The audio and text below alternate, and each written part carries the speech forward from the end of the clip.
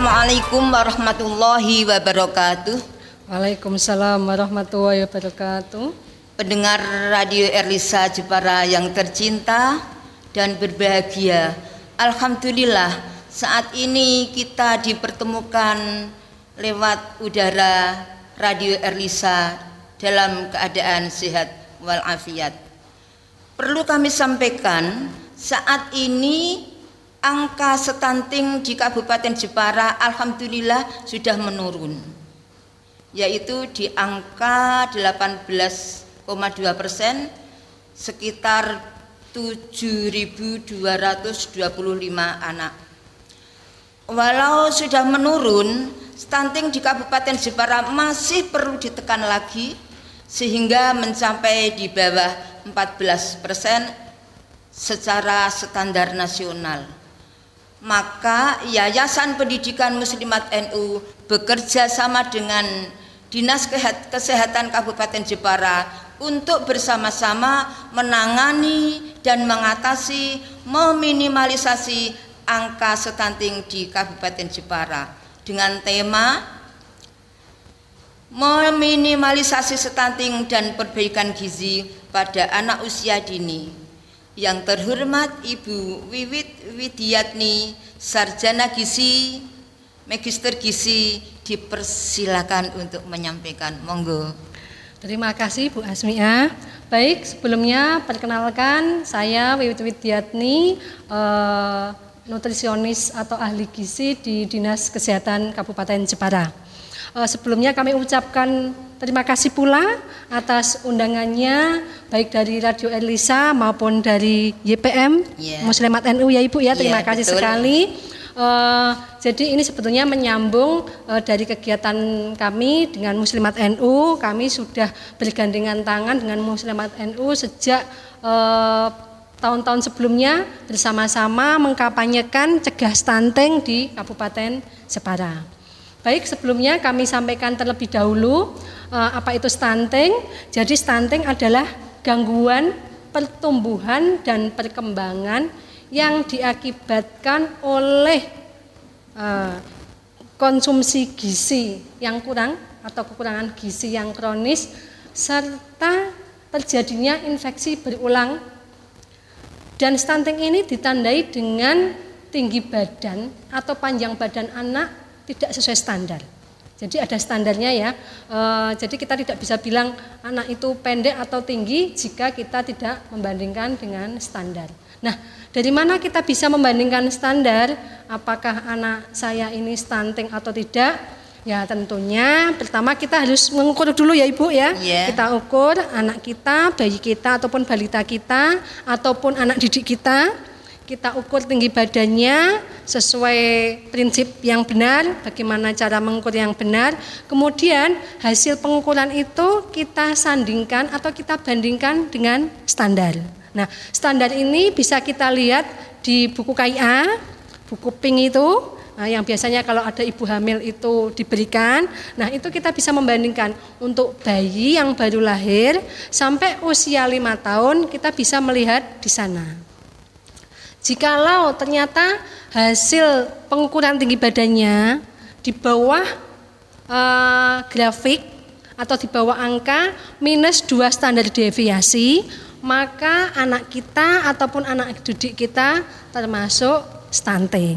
Nah, sebaliknya, jadi kalau untuk usia 2 bayi sampai 5 tahun itu standarnya ada di buku KIA, di buku pink seperti ini, di buku ini ada ya. Nah, untuk anak didik yang sudah kelas 1 SD ataupun usia selanjutnya dapat di mana kita lihat standarnya? Itu bisa kita lihat di buku rapot kesehatan. Jadi di dalam buku rapot kesehatan itu juga ada grafik yang kita bisa melihat apakah anak kita ini termasuk stunting atau tidak. Itu nggih Bu, ya, untuk kaitannya grafik-grafiknya ada. Jadi ini kalau untuk yang anak-anak sekolah SD ada di buku ini. Nah, seperti ini ada ya Bu. Jadi grafiknya ini ada tinggi badan terhadap umur, kita lihat umurnya, kemudian nah ini sudah ada grafiknya, ada tulisannya stunted ataukah normal. Kalau ada di bawah grafik merah ini ya berarti anak didik kita termasuk stunted. Nah, atau ini bagi anak yang sudah sekolah. Kalau tadi yang masih usia bayi balita itu juga di buku ini sudah lengkap standarnya. Kita bisa melihat apakah anak kita, cucu kita, saudara kita bisa dilihat di grafik ini. Misalnya ini di buku pink ini biasa terkenal dengan buku KI atau buku pink ya. Ini terlihat ada grafik panjang atau tinggi badan menurut umur untuk anak perempuan. Untuk anak laki-laki apakah ada? Ada, yang warnanya biru. Nah, jadi bisa dilihat, misalnya umur 1 tahun, tingginya kok hanya 65. Nah, berarti dia di bawah grafik yang minus 2 standar deviasi ini. Nah, makanya ini kita menyebutnya stunting atau standar Berarti itu. untuk laki-laki dan perempuan itu beda. Dibedakan, grafiknya dibedakan Ibu. Jadi kalau yang perempuan di grafiknya diwarnai pink, kemudian untuk yang laki-laki diwarnai grafik warna biru. Tapi standarnya sama. Standarnya agak sedikit berbeda, Oh, makanya berbeda. dibedakan. Oh, iya. Ngoten.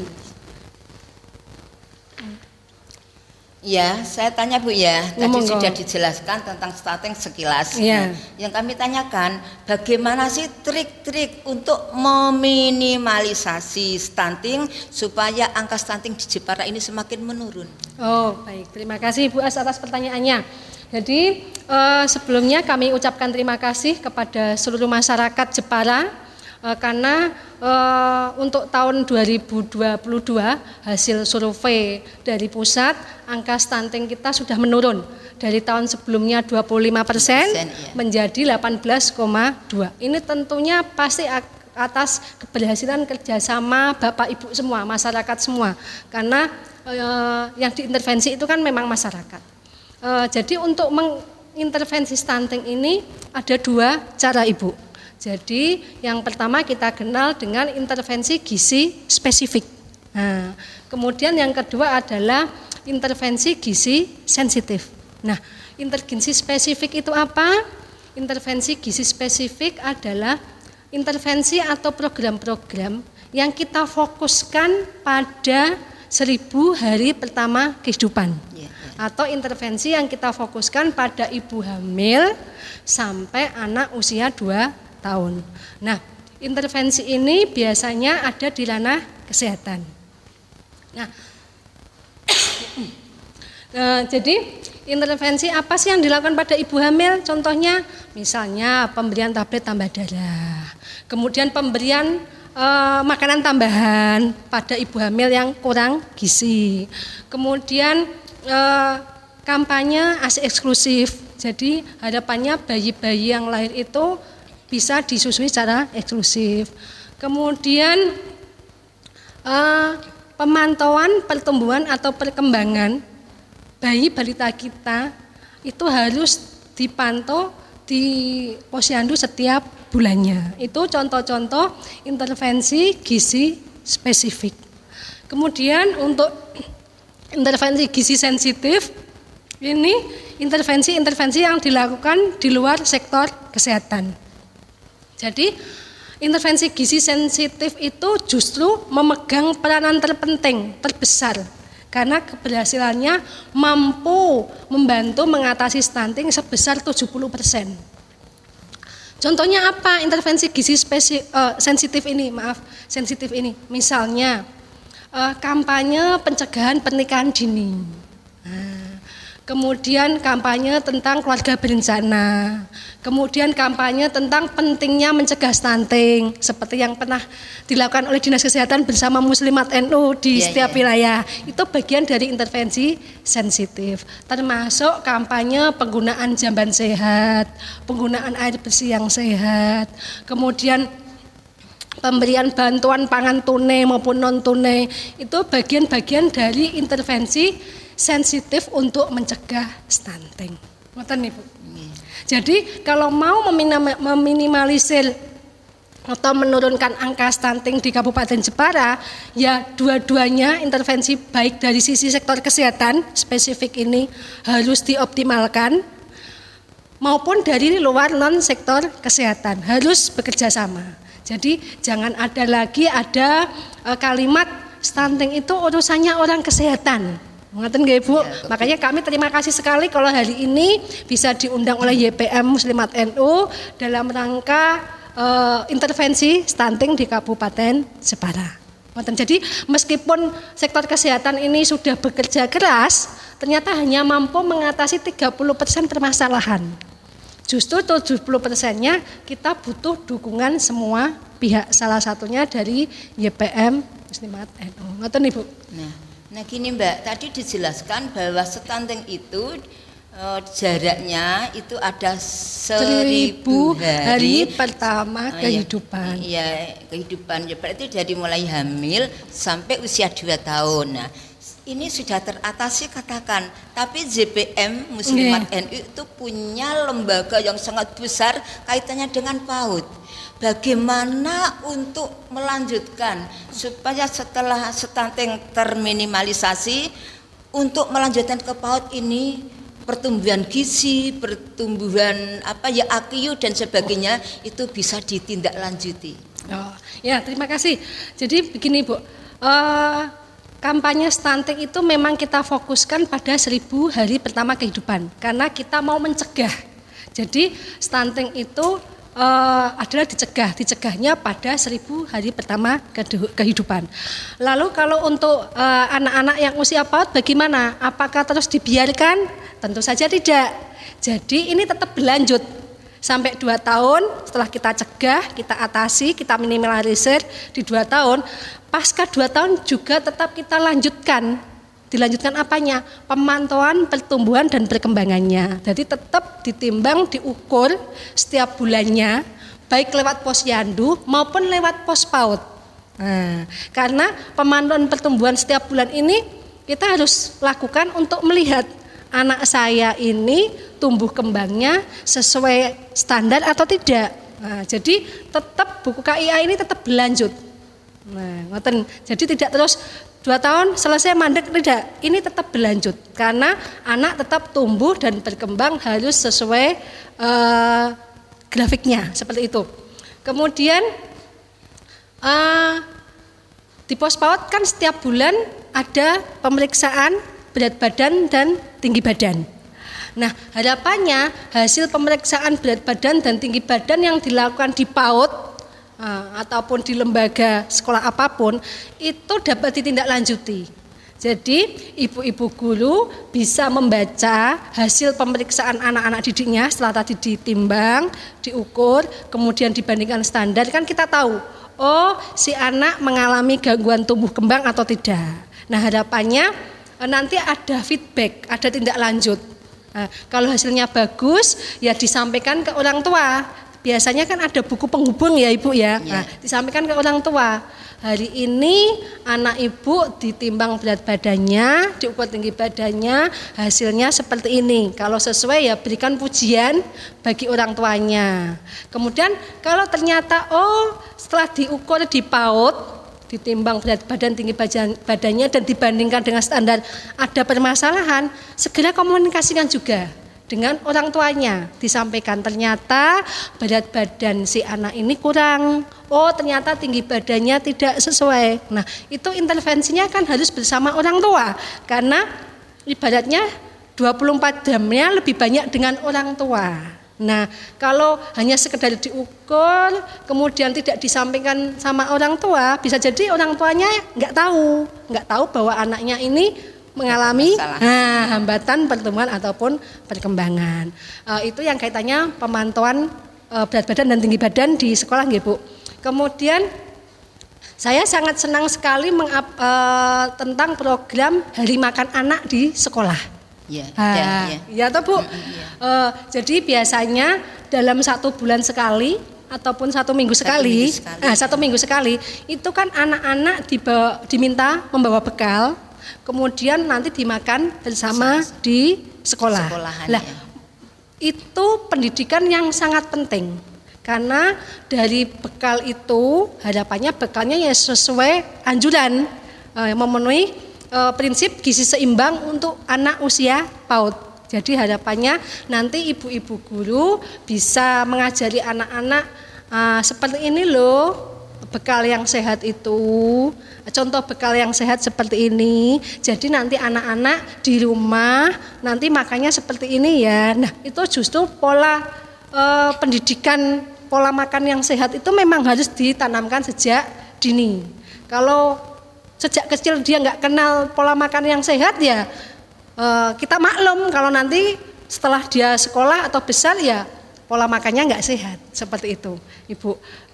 Jadi untuk di PAUD kaitannya dengan stunting, pantau rutin berat badan dan tinggi badannya, kemudian komunikasikan hasil pengukurannya ke orang tua, jika hasilnya bagus beri pujian, jika ada gangguan harus segera diintervensi bersama-sama. Kemudian tetap lanjutkan hari makan bersama, karena itu bagian penting untuk pendidikan gizi sejak dini. Ngoten Ibu.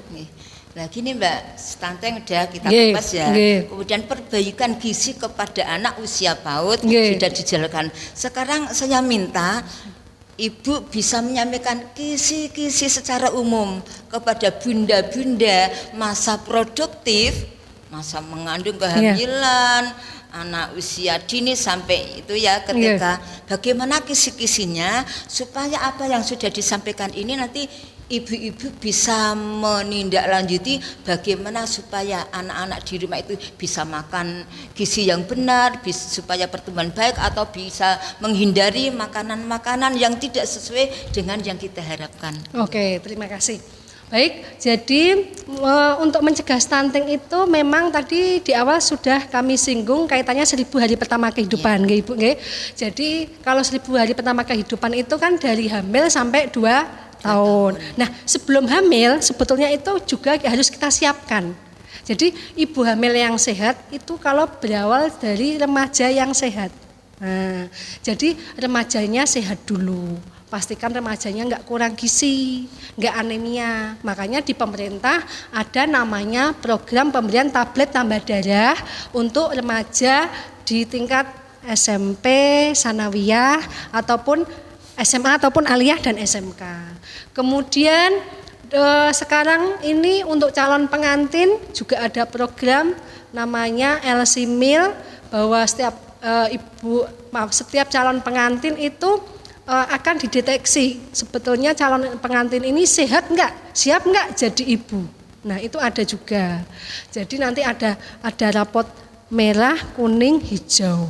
Kalau hijau itu artinya silakan siap menikah, silakan langsung nanti hamil karena tidak berisiko. Ya, tidak berisiko. Nah, itu untuk calon pengantin. Kemudian saat hamil pastikan sebelum hamil si ibu tidak mengalami masalah kesehatan, tidak mengalami kekurangan gizi. Biasanya apa yang sering dialami oleh calon-calon ibu di Indonesia? Biasanya banyak calon-calon ibu itu kekurangan gizi yang ditandai dengan lingkar lengannya kecil, kek istilahnya, kurang energi kronis yang kalau diukur lingkar lengannya itu kurang dari 23,5.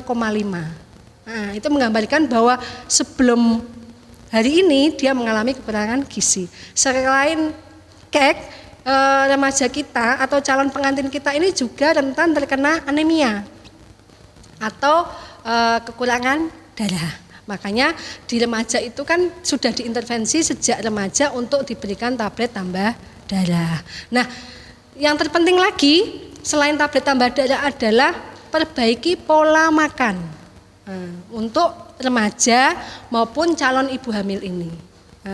Nanti begitu dia hamil, pastikan untuk selalu periksa kehamilan secara rutin ke tenaga kesehatan.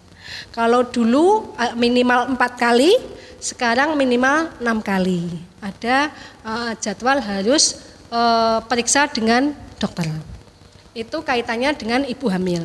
Nanti persalinan dipastikan bersalin di fasilitas kesehatan.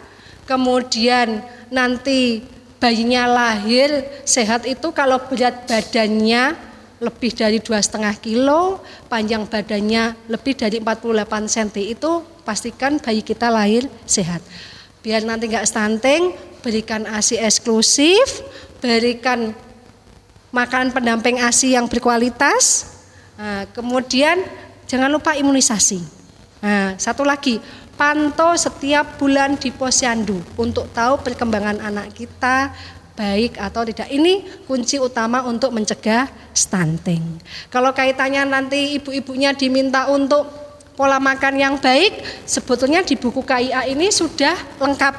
Jadi pemberian pola makan untuk usia 6 bulan itu seperti apa. Kemudian untuk 6, nah di buku-buku ini itu sudah lengkap sebetulnya. Jadi cara membuat makanan untuk 6 sampai 8 bulan ada, 9 sampai 11 bulan ada, 12 sampai 23 bulan ada. Kalau prinsipnya untuk anak-anak itu adalah tinggi protein hewani dan lemak. Karena mereka butuh untuk tumbuh. Berbeda dengan kita orang dewasa. Kalau orang dewasa biasanya malah justru diminta untuk memperbanyak sayur dan buah.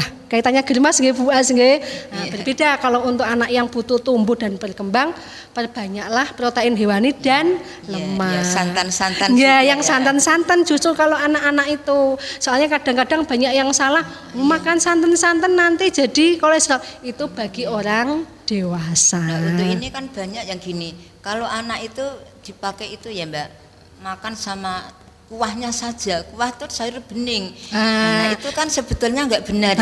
Masih kurang. Kan itu seharusnya konsumsi bagi orang dewasa. Manula-manula. Terbalik. Jadi terima kasih Bu As. Jadi selama ini beberapa keluarga itu menu makannya terbalik. Jadi yang bersantan-santan justru makan oleh yang dewasa, sementara yang sayur bening, yang kalorinya rendah, yang proteinnya rendah justru dikasihkan pada anak. Akhirnya jadinya anaknya stunting, yang dewasanya pada obesitas. Jadi karena kebalik menunya. Harusnya yang berlemak-lemak itu yang enak-enak istilahnya untuk anak-anaknya, kita yang dewasa. Nah, yang bening-bening itu. Terima kasih Bu Wiwit yang bersama-sama dengan Yayasan Pendidikan Muslimat NU Kabupaten Jepara, sama-sama karena ini adalah tanggung jawab kita bersama. Maka urusan stunting gizi ini adalah sudah bisa kita publikasikan kepada masyarakat lewat udara. Juga terima kasih pada Mas Mikdad yang telah memberikan kesempatan kepada kami Radio Erlisa. Semoga Radio Erlisa tetap jaya. Alhamdulillahirabbil alamin. Wassalamualaikum warahmatullahi wabarakatuh. Waalaikumsalam warahmatullahi wabarakatuh.